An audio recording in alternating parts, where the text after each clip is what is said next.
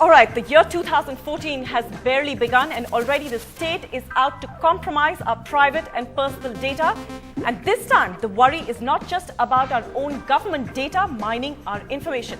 Okay, let me explain this a little bit better. In the first week of this year, the Election Commission has tied up with none other than the mother of all data miners, the internet giant Google, for voters registration, which basically means that for the crores of voters in this country, their data is now in the hands of the US corporate.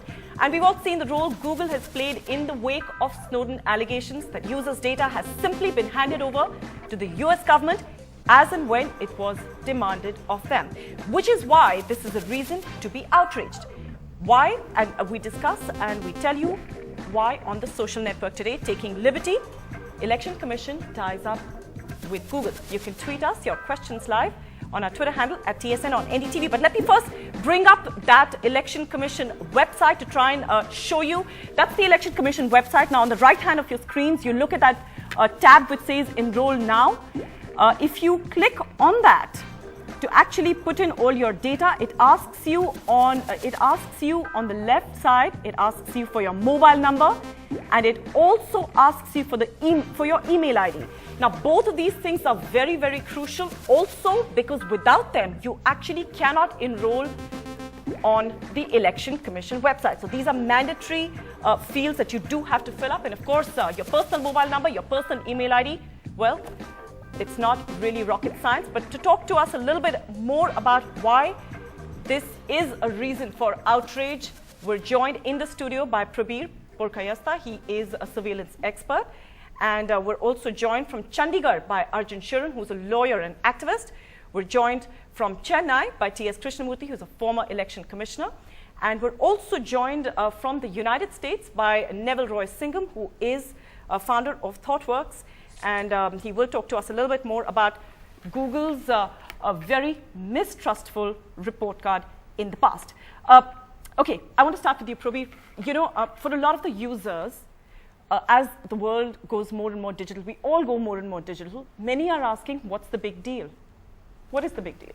You know, it's a simple issue really, that if I can get all your information, and that's really where you stay, what is your name, what is your phone number, what is your email address, then all the other data that today is available, for instance, to National Security Agency via telecommunication links being actually cracked and the metadata being taken in the US, as you know, as well as Google's metadata being taken by the NSA. Mr. Krishnamurthy, why would you go outside to a US corporate giant which has clearly been talked about as somebody who's handed over personal and private data of their users to the US government? We know that the US government has been caught in the net with so many allegations of snooping on other governments. Why would we want to hand over the data of our own, for example, the Prime Minister, the President, senior bureaucrats, sensitive officers in the government? Why would we want to do that? Well, I'm afraid I cannot answer this question unless Election Commission itself issues a clarificatory statement. All that I can say is, using technology for having your voter register absolutely accurate is certainly a desirable suggestion. But what is the agreement between Google and the Election Commission? I don't have the terms. If they have at least taken care of the confidentiality aspect of it, it is at least a saving grace.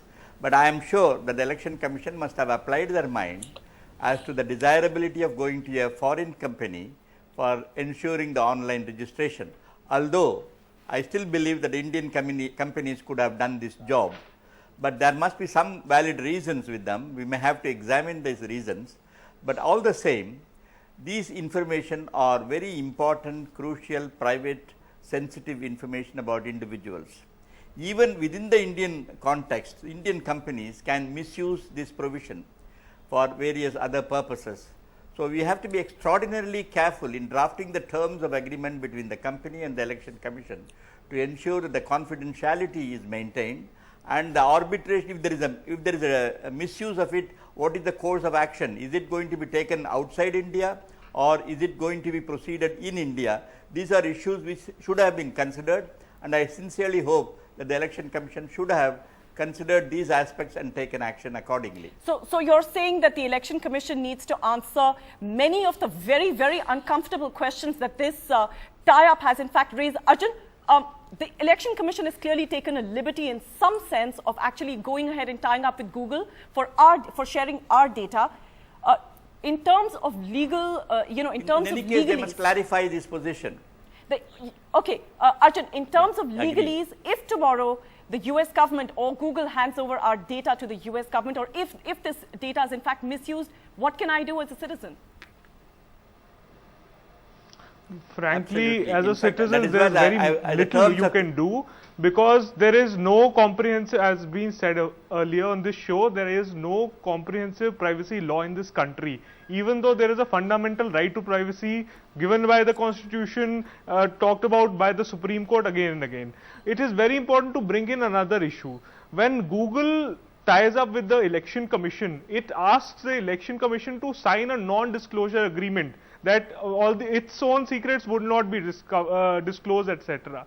The question is, has the Election Commission asked Google to sign something similar to protect the privacy of the citizens of this country? And if it has not done so and has given away all the valuable data that was there for 30 lakh rupees worth of services, as has been disclosed, is it really fair on this country where you have about 75-80 crore voters who will be coming up in the 2014 election? I want to ask the Election Commission of India that this liberty that you've taken and the enormous benefit that commercial benefit that you will give to Google Incorporated, where does that stand? And this is of course apart from the immense privacy issues. We must remember that after the Snowden revelations, it is the government of India's policy, email policy that was being drafted, which said that there should be no reliance on personal email addresses or on email addresses of companies such as Google, Yahoo, etc., and instead government companies should be relied.